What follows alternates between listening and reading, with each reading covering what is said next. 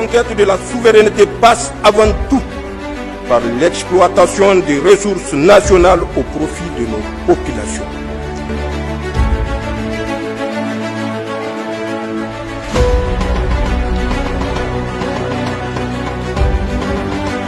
L'ancien directeur général des douanes du Niger, le colonel Abou Obandawaki, refait parler de lui après son limogeage en mars dernier. Il a récemment été interpellé et placé sous mandat de dépôt.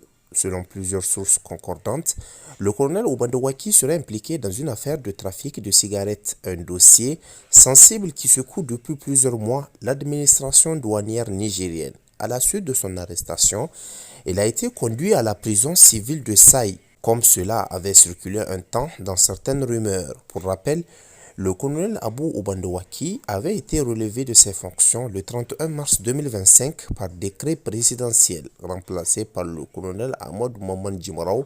Déjà à l'époque, de nombreuses voix s'étaient élevées pour dénoncer ce qu'elle qualifiait de graves malversations et de dysfonctionnements majeurs dans la gestion des services douaniers.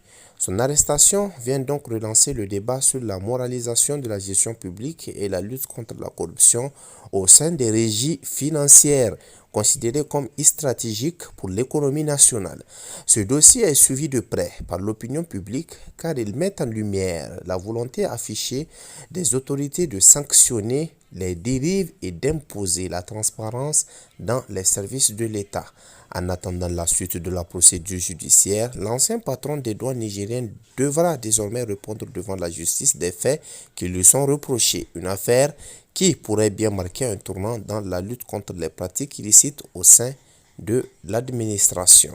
Le colonel Djimaraou a lui aussi été remplacé, signe que la mission de redressement des douanes reste complexe et semée d'embûches.